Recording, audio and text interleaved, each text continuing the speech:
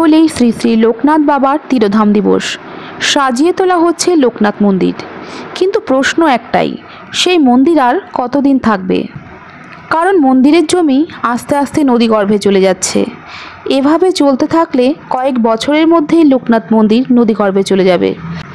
এই নিয়ে চিন্তার ভাঁজ মন্দির কমিটির। ঘটনায় আতঙ্ক তৈরি হয়েছে রাজগঞ্জের আখাড়িগঞ্জ বানভাষা লোকনাথ মন্দির ভক্তদের মধ্যে। রাজগঞ্জ ব্লকের বিন্নাগুড়ি গ্রাম পঞ্চায়েতের আখাড়িগঞ্জ বানাভাষা গ্রামে বহু পুরনো একটি লোকনাথ মন্দির রয়েছে। পাশ দিয়ে বয়ে গেছে শাহ নদী।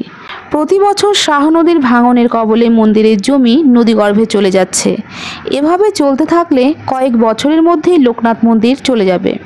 এই বিষয়ে ভক্তরা জানায়, দ্রুত বাঁধ নির্মাণ না করা হলে লোকনাথ মন্দিরের চিহ্ন খুঁজে পাওয়া যাবে না। প্রতি বছর বর্ষা আসলে ভাঙন আরও ভয়ানক রূপ নেয়।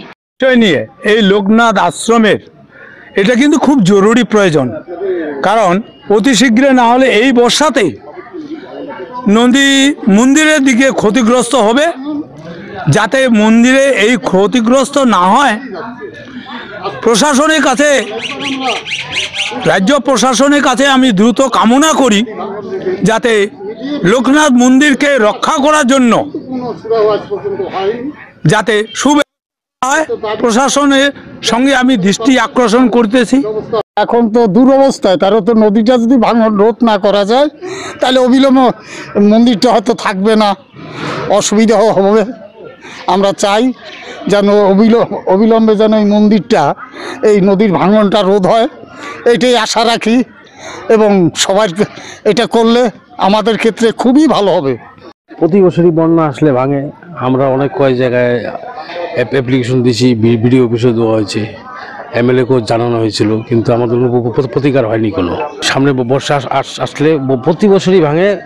আর এই বছর বর্ষা আসলে পরে এই বছর নদীটার যে মেন যে ধাক্কাটা খাবে এইখানে একদম, মানে আমাদের যে ভক্তরা যে প্রসাদ দেই আমরা, সেই জায়গাটাও ভেঙে যাচ্ছে ধীরে ধীরে। এইভাবেই চলতে থাকে আর 2-4 বছরের মধ্যে মন্দিরটাও বোধহয় নদীতেই যাবে। এটা আমাদের পাথর যদি বাঁধ দিয়ে দিত তাহলে আমাদের খুবই উপকৃত হতাম আমরা। সামনেই বর্ষা, আতঙ্কে মন্দির কমিটি। অন্যদিকে এই বিষয় নিয়ে মন্দির কমিটির পক্ষ থেকে জানানো হয়, বিষয়টি স্থানীয় পঞ্চায়েত ও প্রধানকে জানানো হয়েছে। দ্রুত শাহ নদীর বাঁধ নির্মাণ না করা গেলে মন্দির নদীগর্ভে চলে যাবে। সরকারের কাছে আমাদের আবেদন, দ্রুত বাঁধ নির্মাণ করে মন্দিরটি রক্ষা করা হোক। এই নদীটা তো দীর্ঘদিন ধরে ভাঙনই চলছে।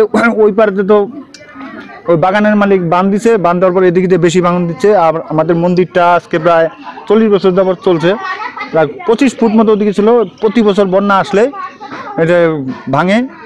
আমরা মন্দির কমিটির তরফ থেকে অঞ্চল সভাপতি, অঞ্চল প্রধানকে 2 বার করে চিঠি দিলাম, আবেদন করলাম যেন সরকার থেকে কিছু ব্যবস্থা করে বাঁধটা দেওয়ার ব্যবস্থা করে, কিন্তু ওনারা তো কোনো রকম কর্ণপাত করছে না। এভাবে চলতে থাকলে তো আর 2-4 বছরের মধ্যে মন্দিরটাই টিকবে না। এই বছরই ভাঙন হয়। সামনে বর্ষা আসছে, তো এবার বর্ষায় যে আবার কি হয়, গেল বছর তো প্রচুর ভাঙছে। আমাদের তো মন্দিরের ওরকম ক্ষমতা নাই, নিজেরা পয়সা দিয়ে যে বাঁধ দিব এরকম ক্যাপাসিটি মন্দির কমিটির নাই। তো আপনাদের মিডিয়ার তরফে আপনার সরকারকে একটু চাপ দেওয়ার ব্যবস্থা করেন যেন মন্দিরটা বাঁচানো যায়। এখানে প্রচুর ভক্ত, এখানে প্রায় 10,000 ভক্ত প্রতি বছর উৎসবে আমাদের সামিল হয়। তো ভক্তদেরকে আমরা প্রসাদ দেওয়া পাবো এখানে বসে, সেই জায়গাটাও আমাদের ভেঙে শেষ হয়ে যাচ্ছে। এটা বাঁধ দিতে হবে, ওই যে বোল্ডার দিয়ে যদি বাঁধ দেওয়া যায়, বোল্ডার দিয়ে বাঁধতে প্রচুর খরচ, ওইটা তো আমাদের দ্বারা সম্ভব হচ্ছে না।